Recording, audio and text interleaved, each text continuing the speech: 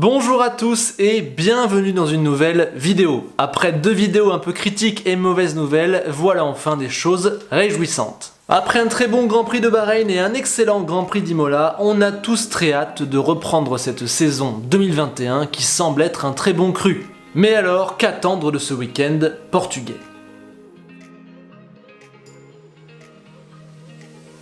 Bon, déjà, première chose, aller à Portimao, c'est l'assurance de retrouver un circuit exceptionnel. L'an dernier, l'Autodromo Internacional do Algarve a conquis tout le monde et on le comprend. Le paysage est splendide, la mer n'est pas loin, il y a des collines, de l'herbe, ça respire, on aime.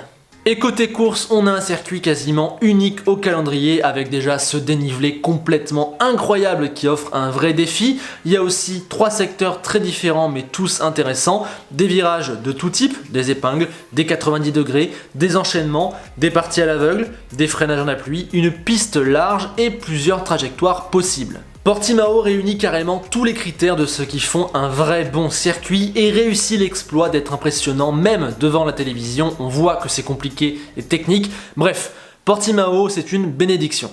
Alors j'apporterai quand même une limite en disant qu'on a peut-être un petit peu surcoté l'édition 2020, l'effet surprise et nouveau circuit a dû jouer et les premiers tours grâce à la pluie ont faussé la vision d'ensemble. Alors attention, Portimao reste un super circuit et tant mieux qu'on ait roulé dessus, mais c'est vrai que pour avoir revu la course de l'an passé, une fois que la pluie s'était arrêtée, tout était rentré dans l'ordre et s'était pas passé grand chose.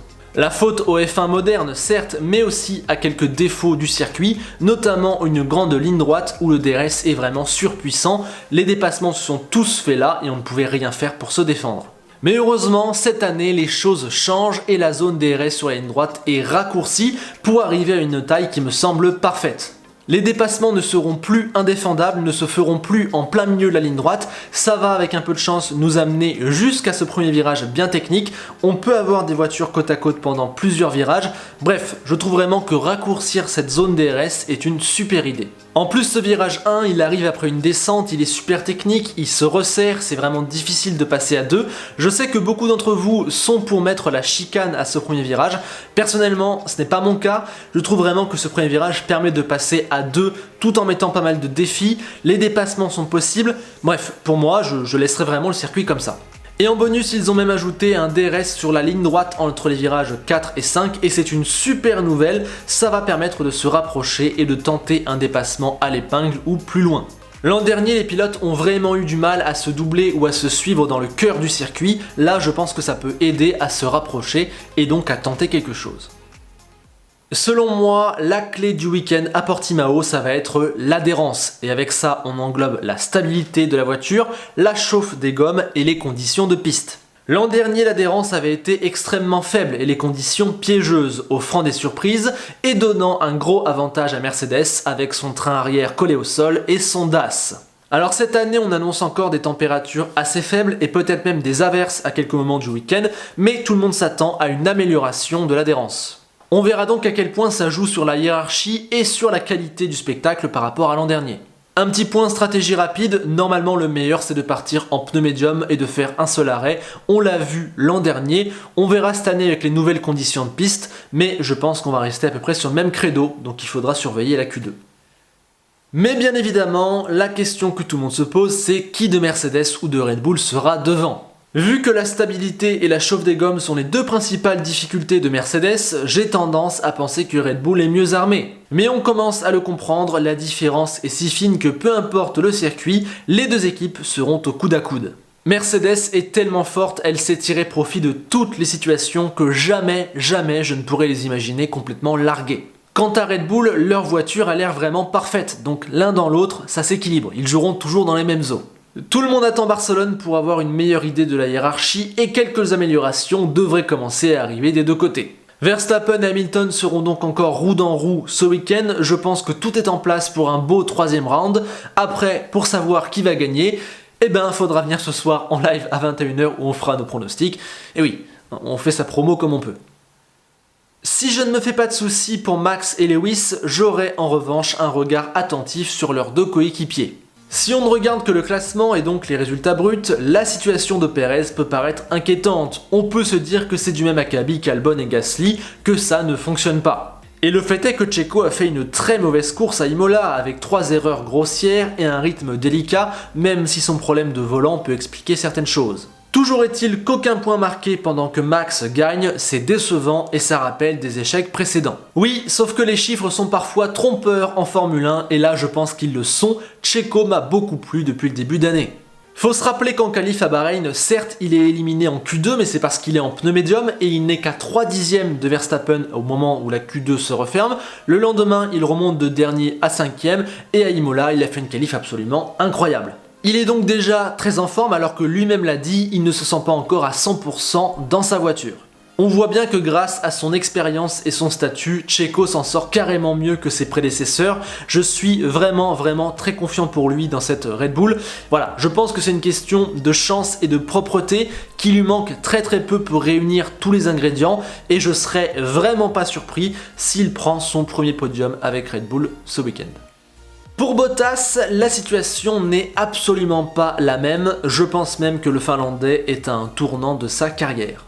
Après 4 années où il a été dominé par Hamilton, certaines fois plus largement que d'autres, et après de nombreuses critiques sur son niveau, Valtteri est désormais confronté à un autre problème, il semble en perdition sur tous les plans. Auparavant, Valtteri a toujours réussi à s'en sortir, mais je pense que c'était dû à une Mercedes qui survolait vraiment le plateau et à un taux de confiance qui n'était pas encore au plus bas. Mais maintenant que la Mercedes n'est plus aussi dominatrice, il n'a plus de marge par rapport au midfield, et maintenant qu'il a pris des centaines de coups dans le casque, eh bien je trouve que Valtteri est dans une situation très risquée. À Imola, c'est peut-être la goutte d'eau qui a fait déborder le vase avec vraiment des moments très difficiles. D'abord, il s'est raté en qualif, incapable de chauffer ses pneus. Hamilton lui a mis une demi-seconde dans le visage et il n'est parti que 8ème avec une Mercedes.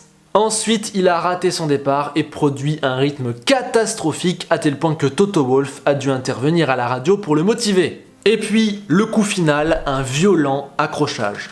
Pour ne rien arranger, il a lieu avec son principal concurrent, celui qui veut sa place et qui lui avait déjà mis un coup sur la tête à Sakir. Pire, Russell conduit une Williams, voiture contre laquelle Valtteri n'aurait jamais dû se retrouver sur la piste.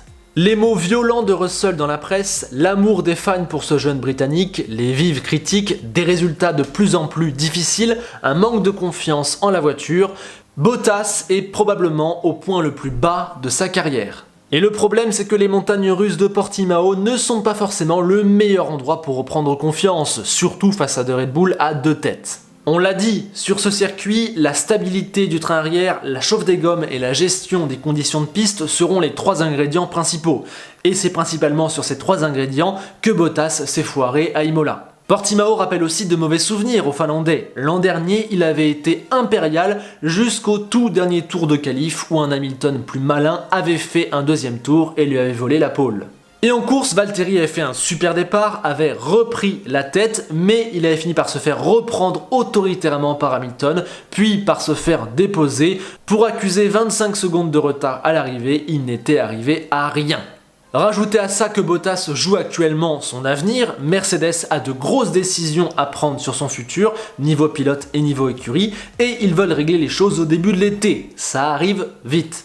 Il ne reste donc que quelques courses à Valtteri pour montrer qu'il mérite d'être une nouvelle fois renouvelé. Dès ce week-end à Portimao, il doit montrer qu'il mérite de rester chez Mercedes. Il n'a déjà plus le droit à l'erreur. Tous les éléments sont donc contre Bottas, rien ne va. À lui maintenant de nous prouver qu'il en a encore sous le capot, qu'il est capable de réagir, qu'il mérite encore de gagner sa place, qu'il peut encore rebondir. Valtteri joue sa carrière maintenant et attention au cas de figure où il n'est pas sur le podium dimanche soir. Pour terminer cette vidéo, on va faire un point sur la situation de chaque équipe. Comme chaque semaine, j'ai peu à dire sur McLaren tant l'écurie est parfaite et discrète. Les oranges seront présents dans le très haut du midfield car ils sont les plus constants, les plus fiables et les plus propres du plateau, à l'image d'un Norris irrésistible flottant sur un tsunami d'optimisme. Il sera d'ailleurs intéressant d'observer sa réaction le jour où il aura un ennui ou le jour où il fera une moins bonne performance, comment il rebondira, mais en ce moment il est complètement dingue. En face, Ricciardo forcément paraît un petit peu moins bon, mais il continue d'appréhender sa monoplace, je vais continuer personnellement de lui laisser du temps, d'autant plus que les résultats sont déjà là et excellents. Encore une fois, beaucoup de regards se porteront sur Ferrari, qui a confirmé son renouveau à Imola. Les rouges vont beaucoup mieux, ils jouent dans la cour de McLaren et ils auraient signé un podium si la course ne s'était pas arrêtée à Imola. Il manque encore un petit peu de vitesse de pointe, mais il faut aussi dire qu'à Imola, ils avaient un réglage pluie. Forcément, quand la course a repris sur le sec, leur réglage n'allait pas du tout, c'est pour ça qu'ils se faisaient totalement exploser sur la courte ligne droite. Et s'il y a beaucoup d'espoir sur Ferrari ce week-end, c'est que l'an passé à Portimao, ils avaient été incroyablement exceptionnels. Leclerc avait été 4ème avec une autorité incroyable, souvent plus proche de la 3ème place de Verstappen que de la 5ème place. Son rythme s'expliquait peut-être par sa stratégie en pneu médium, mais peu importe, Ferrari avait vraiment largement dominé le midfield, preuve en est, même Vettel avait terminé dans le top 10. Et donc, l'an dernier, avec une voiture pourrie, ils avaient fait une super performance. Désormais, avec une très bonne voiture, on se demande ce qu'ils vont pouvoir faire. Alors je ne pense pas qu'ils joueront avec Mercedes et Red Bull ce week-end, je pense qu'il y a encore trop d'écart, notamment en course, mais force est de constater que les améliorations de cette année et la performance de l'an dernier sur ce circuit laissent un peu rêveur. On se demande un peu à quel niveau va apparaître Ferrari ce week-end, c'est assez encourageant. Continuons avec une question que tout le monde se pose, ce week-end va-t-il enfin lancer la saison d'AlphaTauri ? Une erreur en qualif avec Tsunoda et un Gasly qui s'accroche au départ à Bahreïn, un Tsunoda qui s'est saboté tout seul plusieurs fois et un Gasly détruit par un mauvais choix pneumatique à Imola, et voilà qu'AlphaTauri est déjà hyper loin de Ferrari et de McLaren alors qu'elles semblent avoir leur rythme. Pour le 3e week-end consécutif, j'espère enfin voir la vraie vitesse d'AlphaTauri en course, je pense qu'ils sont très proches de Ferrari et de McLaren, j'attends d'enfin pouvoir le confirmer. Surtout que l'an dernier, Gasly avait été un très beau 5ème sur ce circuit, il y a donc beaucoup d'espoir, on espère que tout va enfin se passer dans l'ordre. On attend aussi beaucoup d'Aston Martin, car les nuages sont encore gros au-dessus de l'écurie. Les réglages et la confiance ne sont pas encore là, la chance non plus, et j'ai l'impression qu'ils sont dans une mauvaise spirale. Pourtant, je pense qu'ils ont un gros potentiel. Si actuellement ils sont à leur plus bas niveau de performance, alors j'ai hâte de voir quand ça va aller de mieux en mieux, quand ils sortiront un petit peu de tout ce négatif. Ça va venir petit à petit, avec de la confiance, on le voit bien à travers le cas Vettel, avec des améliorations, avec une meilleure compréhension de la voiture. Concernant ce week-end, par contre, il n'y aura pas encore d'amélioration, ça attendra Barcelone, et peut-être que le circuit de Portimao ne leur correspond pas totalement. Dommage, l'an dernier la Racing Point avait été très bonne. Bref, peut-être encore un week-end de galère pour Aston Martin, mais surtout un week-end d'apprentissage. Pour Alpine, l'enjeu sera de capitaliser sur 3 premiers points assez paradoxal, car le rythme à Imola n'était pas flamboyant. Le compte n'y est pas encore pour Alpine, ça se cherche encore, il y a des améliorations, il y a des nouvelles pièces testées en permanence, donc à Portimao ce sera un nouveau week-end de travail. Concernant Alfa Romeo, j'ai encore un gros point d'interrogation, j'ai vraiment du mal à les situer, ils ont été impressionnants à Bahreïn et à Imola ils ont été ultra décevants le samedi et plutôt pas mal le dimanche. Je pense qu'ils sont actuellement pas loin du niveau d'Alpine et Aston Martin, ces trois-là ont l'air de plutôt jouer ensemble, il y a encore vraiment beaucoup de retard sur le haut du midfield, donc en définitive, je pense que les points cette année pour Alfa Romeo seront encore de manière très irrégulière. L'an dernier à Portimao, Kimi avait fait une très bonne course, terminant à la porte des points, on verra pour cette année, il y a de l'espoir, en tout cas personnellement, j'attends encore un déclic pour Alfa Romeo. Terminons avec Williams qui a gâché 2 splendides occasions de points à Imola. Latifi mais surtout Russell auraient totalement pu inscrire des points, les premiers de l'écurie depuis le Grand Prix d'Allemagne 2019. On sait qu'ils voudront se reprendre, notamment Russell qui a accaparé pas mal d'attention médiatique depuis 2 semaines, mais j'ai un peu peur que Portimao leur convienne moins. On le sait, la Williams n'aime pas les conditions vraiment piégeuses, elle préfère les conditions stables et vraiment d'adhérence. Là à Portimao on a une piste plutôt piégeuse, des conditions changeantes, pourquoi pas du vent, des températures qui changent. Bref, c'est pas forcément idéal et du coup j'ai peur que Portimao ne fasse l'effet d'un pas en arrière pour Williams. Voilà, j'espère vous avoir donné un maximum de clés pour ce week-end. Personnellement, j'aime beaucoup faire ces vidéos preview, ça permet de préchauffer un petit peu pour le week-end, d'évoquer un petit peu tout le monde, tous les points chauds. Dites-moi si vous aimez également, n'hésitez pas à mettre un pouce. Voilà, il n'y aura pas des vidéos preview à chaque Grand Prix, seulement quand c'est intéressant. Voilà, comprenez qu'il n'y en aura pas pour le Grand Prix d'Espagne par exemple. Sur ce, n'hésitez pas à réagir en commentaire, je me ferai une joie de vous répondre. Et on se retrouve ce soir à 21 h en live sur Twitch pour répondre à toutes les questions sur ce Grand Prix, aborder tous les points possibles et imaginables et surtout faire nos pronostics. Sur ce, je vous souhaite un excellent week-end de course. Il y a également de la MotoGP, si vous suivez, ça va être très intéressant. Et on se quitte avec une phrase d'Enzo Ferrari qui nous dit que si tu veux gagner en Formule 1, il faut savoir prendre de très bons départs. Dédicace à Kimi et à bientôt.